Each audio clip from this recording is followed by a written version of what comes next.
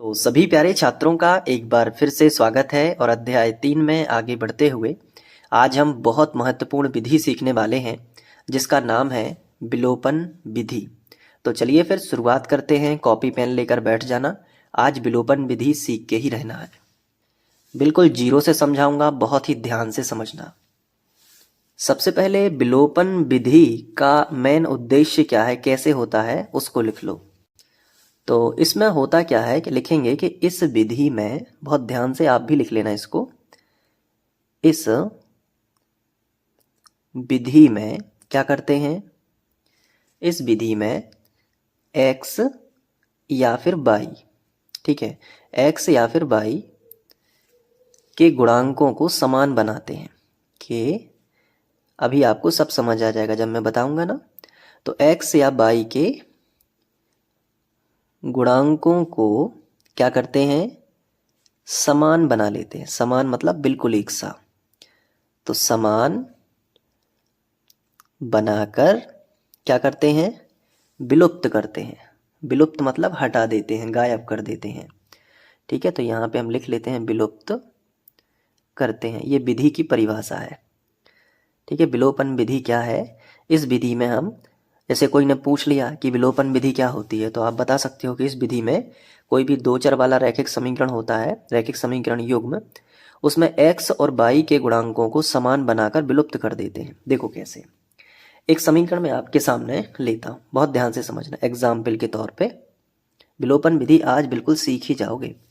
देखो, जैसे आपके सामने कोई समीकरण है, जैसे 5x धन 7y बराबर 50। मान लीजिए ये एक समीकरण मैंने लिया, इसे हम समीकरण 1 बना लेते हैं। ठीक है, और दूसरा जो दिया गया है 7x धन 5y बराबर 46, इसे हम समीकरण 2 बना लेते हैं। अब बहुत ध्यान से समझना, जैसे दो समीकरण हमें दिए गए हैं, तो करते क्या है हम, इनमें से या तो हम x के गुणांक समान कर सकते हैं या फिर हम y के गुणांक समान कर सकते हैं। तो कोई भी एक चुन लीजिए। चलिए मैं चुन लेता हूं कि हमें y के गुणांकों को समान करना है। गुणांक क्या कहलाते हैं, जो y के आगे लिखा है। जैसे y के आगे यहाँ पे क्या लिखा है 7, यहाँ y के आगे कितना लिखा है 5। तो जैसे हमें y के गुणांकों को समान करना है तो क्या कर सकते हैं, y के आगे कितना लिखा है 5, तो ये 5 का गुणा इस पूरे समीकरण में कर देंगे। और ऊपर वाले y का गुणांक कितना है 7, तो इस 7 का गुणा इस पूरे समीकरण में कर देंगे। तो इससे क्या होगा, इससे y के गुणांक समान हो जाएंगे। देखो कैसे, 5 का गुणा करें इसमें, 5 का गुणा चिन्ह का नहीं करते, केवल संख्या का गुणा। चिन्ह जो ऊपर रहेगा वही रहेगा। तो 5 का इसमें करो समीकरण 1 में। तो पहले हम भाषा लिखते हैं। क्या लिखते हैं, देखो मैं बता देता हूं। समीकरण 1 में, समीकरण 1 ऊपर वाला है, तो समीकरण 1 में हम कितने से गुणा करेंगे, नीचे वाले y के गुणांक से। तो समीकरण 1 में 5 से गुणा, फिर लिखेंगे तथा, क्योंकि हम समीकरण 2 में भी तो गुणा करेंगे, तो लिखेंगे तथा। और समीकरण 2 में किससे गुणा करेंगे बताओ, तो समीकरण 2 में ऊपर वाले y का गुणांक।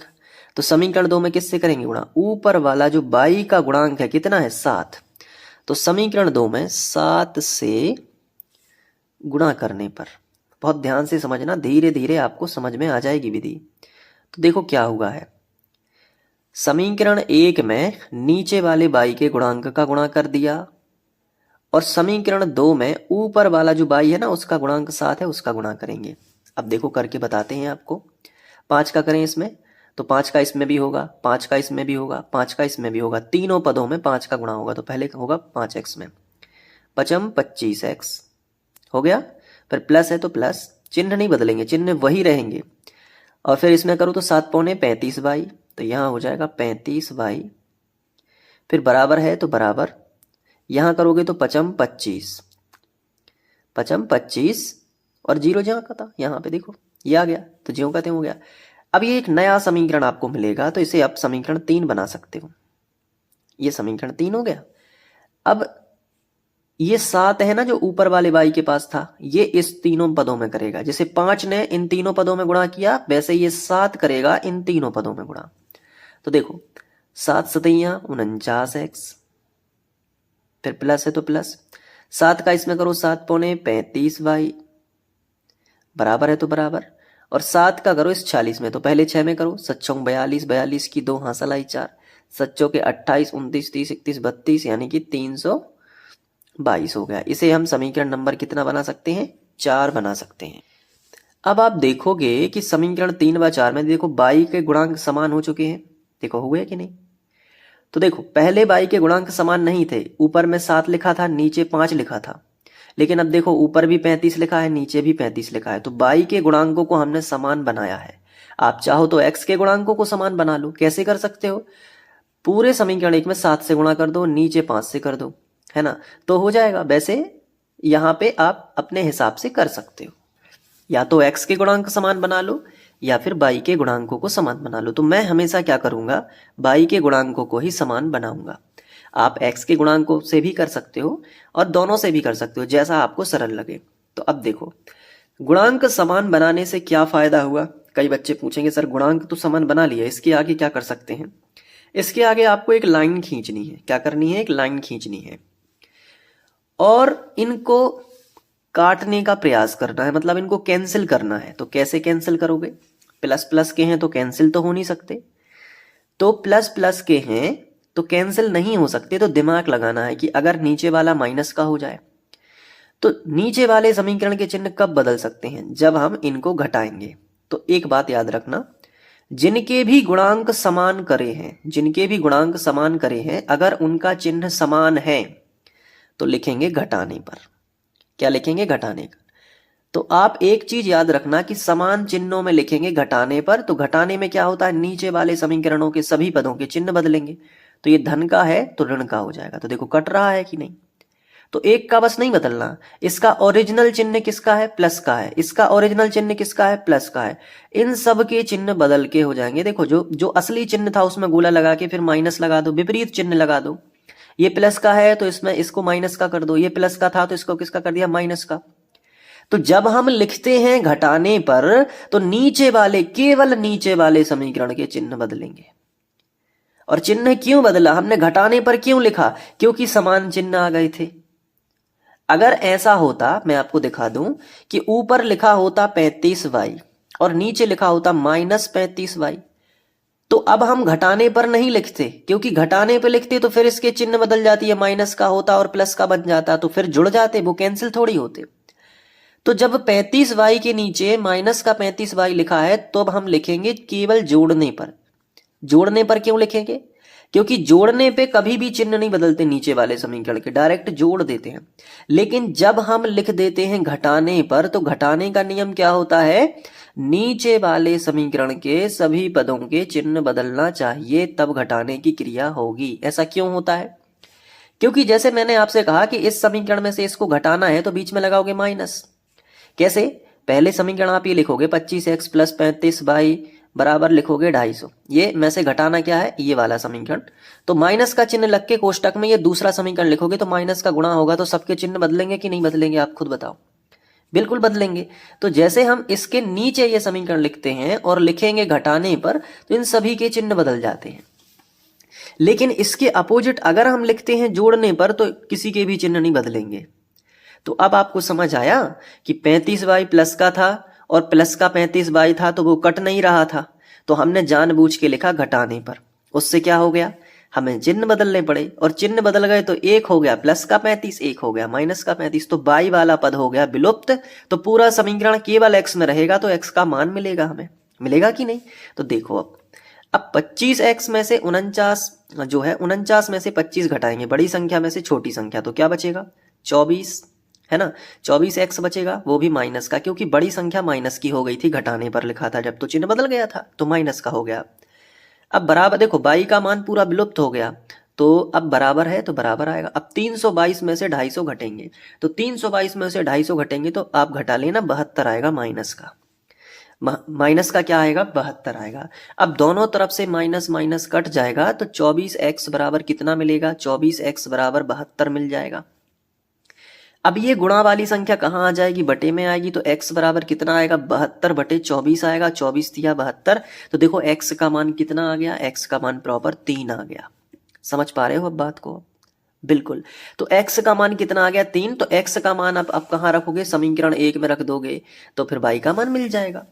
तो ये विलोपन विधि है कि जो भी x का मान आएगा वो डायरेक्ट सीधा समीकरण 1 में रखोगे। तो x का मान कहाँ रखने पर, समीकरण 1 में रखने पर, समीकरण 1 में रखने पर। तो चलिए समीकरण 1 में रख देते हैं। तो समीकरण 1 ये है 5x धन 7y बराबर 50। तो 5x की जगह पे 3 धन के 7y बराबर 50, ये है समीकरण 1। x की जगह पे मान रख गया 5x धन 3y बराबर 50, ये समीकरण था, लेकिन x की जगह पे 3 तो 5 दिया 15 धन के 7y बराबर हो जाएगा 50। और ये धन का 15 जो है इसका पक्षांतर इस तरफ कर लेंगे तो 7y बराबर हो जाएगा 50 माइनस 15। तो 7y बराबर हो जाएगा 35, 50 में से 15 जाएंगे तो 35, तो y बराबर कितना हो जाएगा 35 गुणा वाली संख्या बटे में, तो 7 यहाँ आ जाएगा बटे में, तो 7 पौने 35, तो y का मान कितना मिलेगा 5। x y के मान आसानी से आ सकते हैं। ये प्रतिस्थापन विधि से भी आसान विधि है विलोपन विधि। अगर आपको एक तरफ प्रतिस्थापन विधि रख दें और एक तरफ विलोपन विधि, तो आप विलोपन विधि से ही करना, सवाल बिल्कुल आसान होता है। तो विलोपन विधि में क्या कर सकते हैं हम, या तो x का मान विलुप्त कर सकते हैं या y का मान विलुप्त कर सकते हैं। इसमें हमने y का मान विलुप्त किया, यानी y को विलुप्त कर दिया। कैसे किया, देखो हमारे पास दो समीकरण रहेंगे, समीकरण 1 और समीकरण 2। तो हम क्या करेंगे, समीकरण 1 में y का गुणांक कितना है, ऊपर वाले समीकरण में 7, नीचे वाले समीकरण में y का गुणांक कितना है 5। तो 5 का गुणा इस पूरे समीकरण में कर देंगे और ये जो 7 है इसका गुणा इस नीचे वाले पूरे समीकरण में कर देंगे, मतलब अपोजिट गुणा करना है। नीचे वाले y के गुणांक का गुणा ऊपर वाले समीकरण में होगा। नीचे वाला y का जो गुणांक है ना 5, उसका गुणा करेंगे, 5 बस निकालना। अब माइनस का है कि प्लस का ये नहीं चेक करना है, केवल संख्या रहेगी, चिन्ह का इसमें कोई रोल नहीं है, चिन्ह सहित नहीं उठाना है, केवल उस संख्या को उठाना, उसका प्लस हो चाहे माइनस उससे मतलब नहीं है, क्योंकि गुणा करते समय चिन्ह नहीं बदलना कभी भी। तो 5 का गुणा करोगे इसमें, 5 का इसमें करोगे, 5 का इसमें कर दोगे तो ये बन जाएगा नया समीकरण। इसी तरीके से 7 का इसमें करोगे, 7 का इसमें करोगे, 7 का इसमें करोगे तो ये बन जाएगा नया समीकरण। इसमें होगा क्या कि पौने 7 35 और 7 पौने 35, तो ये गुणांक तो बिल्कुल सेम हो जाएगा। अगर उसके चिन्ह समान है, जैसे आ गया प्लस का 35y और नीचे भी आ गया प्लस का 35y, तो आप जानबूझ के लिखोगे घटाने पर, ताकि ये चिन्ह बदल के माइनस हो जाए और ये कट जाए। लेकिन अगर मान लो बाई चांस आ गया 35y और नीचे आ गया माइनस 35y, मान लो यहाँ पे माइनस लगा होता पहले से, तो ये पहले से ही कट रहे हैं। तो जब ऑलरेडी कट रहे हैं तो फिर घटाने पे नहीं लिखना, फिर लिख देना जोड़ने पर, क्योंकि जोड़ने में चिन्ह नहीं बदलते नीचे वाले समीकरण के, और ये अपने आप ही कट जाएंगे। तो इस तरीके से विलोपन विधि है। अब एक जो मेथड है, मैं आपको एक सवाल और देता हूं और आपको वो करना है वीडियो को पॉज करके, फिर मैं तो करवा ही रहा हूं। ये देखिए ये सवाल है, अब इसको प्रॉपर विलोपन विधि से करना है। मान लो ये पेपर में आ गया, तो वीडियो को पॉज कर लो और कोशिश करो। चलो मैं मान के चल रहा हूँ कि आपने कर लिया है। अब देखो कैसे करेंगे। सबसे पहले लिखेंगे हल दिए गए समीकरण युग्म। तो हमने लिख लिया दिए गए समीकरण युग्म। अब दोनों समीकरणों को लिख लेते हैं। x माइनस 3y बराबर 10, ये बना लिया समीकरण 1। और जो दूसरे नंबर पे दिया है x माइनस 7y बराबर माइनस 30, इसे बना लिया समीकरण 2। अब लिखेंगे, देखो हमें y को विलुप्त करना है, वैसे x समान है यहाँ पे, तो हम क्या कर सकते हैं, दिमाग लगाएंगे यहाँ पे। ऐसे समीकरण में देखो ये सवाल ऐसा फंसा है कि मुझे यहाँ पे एक्स्ट्रा आपको समझाना पड़ रहा है। क्या कि आप अगर रट के गए हो तो आप कहीं ना कहीं धोखा खा सकते हो। कैसे, देखो जैसे ये सवाल मैंने लिया है, मुझे नहीं पता था किस तरीके से फंस जाएगा, लेकिन अब फंस गया है तो समझा देता हूँ। यहाँ x और यहाँ x बिल्कुल समान है, तो y के गुणांकों को समान करने की जरूरत ही नहीं है, डायरेक्ट लिखो आप। यहाँ पे देखो ये भी प्लस का है, ये भी प्लस का है, तो ये कट नहीं रहे हैं, तो डायरेक्ट लिख दो घटाने पर। घटाने पर करेंगे तो अपने आप कटने लगेंगे। देखो कैसे, घटाने पर यहाँ गुणा करना ही नहीं है, क्योंकि यहाँ भी एक है यहाँ भी एक है, तो गुणांक ऑलरेडी समान है। तो ये सवाल फंस गया है आपको समझाने के लिए कि भाई साहब x का गुणांक पहले से है तो y का विलुप्त करने की क्या जरूरत है, x को विलुप्त कर दो। देखो कैसे, घटाने पे लिखेंगे तो ये प्लस का है तो ये माइनस का हो जाएगा, और ये माइनस का है तो ये प्लस का हो जाएगा, और ये माइनस का है तो ये भी प्लस का हो जाएगा। तो देखो प्लस का x माइनस का x कट गया। अब माइनस का 3y है और प्लस का 7y है, तो प्लस का कितना बचेगा 4y, और बराबर कितना 30 और 10 40 हो जाएगा। होगा कि नहीं? 30 और 10 कितना हो गया? 40। गुणा वाली संख्या कहाँ आ जाएगी? बटे में। तो बाई बराबर कितना हो जाएगा? 40/4 आएगा कि नहीं? तो बाई बराबर कितना हो जाएगा? 4 धाम 40। यहाँ पे इस बार बाई का मान मिला है। और मैंने आपको क्या समझाया था कि बाई का मान विलुप्त करेंगे तो एक्स का मान मिलेगा, लेकिन हमें एक्स पहले से ही समान मिल गया था, तो हम बाई को विलुप्त नहीं करेंगे बल्कि एक्स को ही विलुप्त कर देंगे। लिखेंगे घटाने पर डायरेक्ट, तो वो कट गए क्योंकि एक्स का भी गुणांक 1 था, नीचे वाले एक्स का भी गुणांक 1 था। तो ये समान मिल जाए कभी कभी। जैसे आपको समझाने में अब मैंने जो समीकरण लिखे, मुझे खुद भी नहीं पता था कि ये इस तरीके से सवाल है। जब मैंने देखा तो मैं आपको समझा दे रहा हूं कि एक्स का गुणांक अगर समान है तो उसको ही निकाल दो, सिर्फ बाई का मान मिलेगा, बाई का मान समीकरण 1 में रख दो। तो आगे लिखेंगे जो भी मान मिलता है वो डायरेक्ट समीकरण 1 में ही रखना है। विलोपन विधि का यही रूल है कि घटाने से या जोड़ने से जो भी मान मिलता है वो डायरेक्ट जाके समीकरण 1 में रखो। तो बाई का मान कहाँ रखेंगे? समीकरण 1 में। तो हमने यहाँ पे हेडिंग लगा दी कि बाई का मान समीकरण 1 में रख दो। तो x लिखा है तो x तो ज्यों का त्यों, माइनस 3 बाई लिखा है तो 3 तो लिख दो, बाई की जगह पे 10 लिख दो, और बराबर में कितना है? 10, तो बराबर में लिख दो 10। तो x 10 तिया 30 गुणा हो जाएगा, कोष्टक तोड़ेंगे तो गुणा होगा, तो 10 तिया कितना हो जाएगा? 30 हो जाएगा, और बराबर कितना हो जाएगा? 10 हो जाएगा। अब ये माइनस का 30 इस तरफ आ जाएगा तो प्लस का 30 हो जाएगा। 30 और 10 कितने हो जाएंगे? 40। देखो x का मान कितना आ गया? 40 और बाई का मान 10, आंसर आ गया। अब लेकिन मैं एक सवाल और लूंगा। क्यों लूंगा? क्योंकि मुझे आपको बाई को विलुप्त करना भी सिखाना है। ये तो x को विलुप्त कर दिया, अच्छी किस्मत रही आपकी, x का भी विलुप्त आप सीख गए, अब बाई का भी सीख लो। ये देखो, ये सवाल आपके सामने है, अब इसे विलोपन विधि से हल करना है। तो सबसे पहले हम लिखेंगे दिए गए समीकरण युग्म, और दोनों समीकरणों को हम लिख लेंगे। और आप वीडियो को पॉज करके खुद भी ट्राई कर सकते हो, पहले देखो कहाँ तक बन रहा है, बाकी मैं तो करवा ही रहा हूँ। 11x - 9 बाई बराबर कितना हो जाएगा? -4 हो जाएगा। इसको हम समीकरण 1 बना देंगे, ठीक है। और दूसरा है 6x - 5 बाई बराबर ये -3, इसे हम समीकरण 2 बना देंगे, ठीक है। अब क्या करना है? बाई के गुणांकों को विलुप्त करना है। तो समीकरण 1 में हम करेंगे 5 का गुणा, लिख देते हैं समीकरण 1 में कितने से गुणा करना है? समीकरण 1 में गुणा करना है तो नीचे वाले बाई का गुणांक कितना है? 5। अभी माइनस प्लस नहीं देखना है, वो कुछ भी हो, सिर्फ संख्या देखनी है, कितनी है? 5। तो समीकरण 1 में 5 से गुणा, इस तरीके से लिखना भी पड़ता है, केवल गुणा नहीं करना, लिखना भी है। तो समीकरण 1 में नीचे वाले बाई के पास कितना है? 5, तो 5 से ही गुणा होगा। समीकरण 1 में 5 से गुणा, तथा लिखना है बीच में, क्योंकि एक साथ दोनों की भाषा लिखनी है। समीकरण 2 में होगा 9 से गुणा, क्योंकि ऊपर कितना लिखा है? 9। तो समीकरण 2 में कितने से? 9 से, है ना, 9 से गुणा, माइनस प्लस नहीं देखना है, ठीक है। 9 से गुणा करने पर, चलो ठीक है, इतनी भाषा बस लिखनी होती है।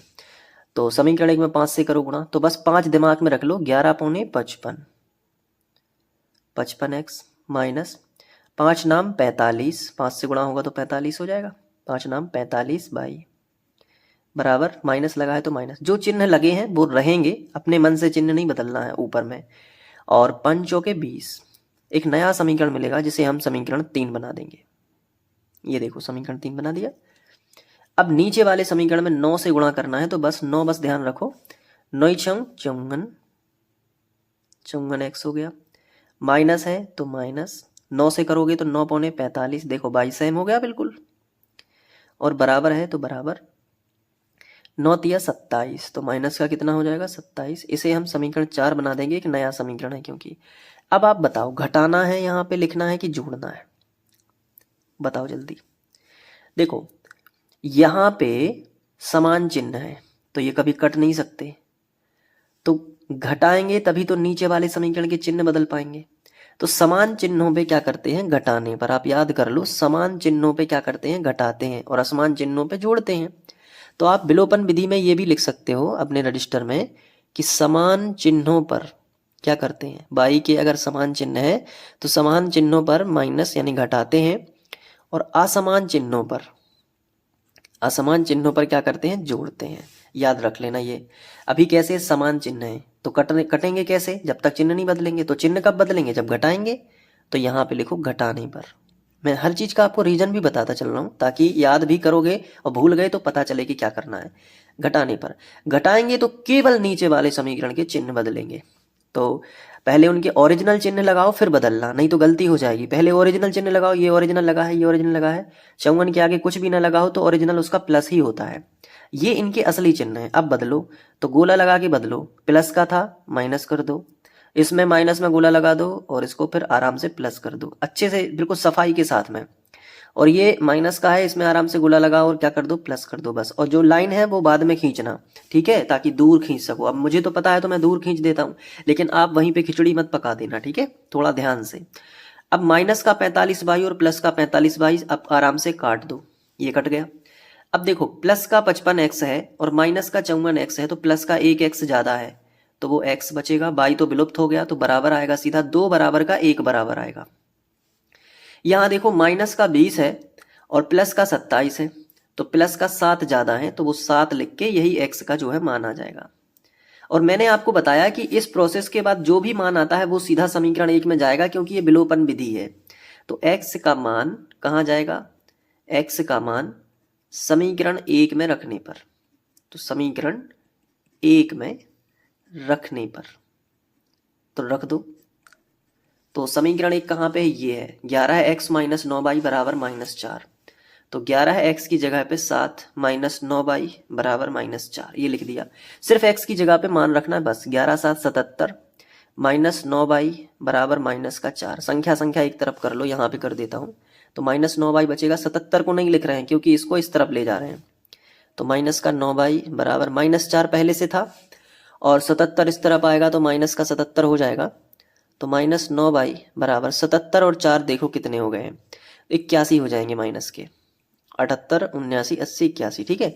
माइनस माइनस कट जाएगा, तो 9y बराबर कितना मिलेगा, 81 मिलेगा। गुणा वाले 9 बटे में आ जाएंगे, तो y बराबर 81/9, 9 इनाम 81, 9 बार चला जाएगा, तो y बराबर कितना आ गया, 9। देखो x y के मान विलोपन विधि से आ जाते हैं। तो एक्चुअली में विलोपन विधि बहुत सरल विधि है, प्रतिस्थापन विधि से भी बहुत सरल है। और मैंने इस वीडियो में आपको समझाया कि विलोपन विधि करते कैसे हैं, इसका क्या कारण है, y के गुणांक समान क्यों करते हैं, विलोपन विधि का मेन उद्देश्य होता क्या है, किसको विलुप्त कर सकते हैं, सब चीजें हमने डिस्कस की। आई होप आपको विलोपन विधि समझ आ गई होगी और बनने लगी होगी। अब आगे के सभी सवालों को आप अच्छे से कर पाओगे, समझ के कर पाओगे। मिलते हैं नेक्स्ट वीडियो लेक्चर में। Thank you.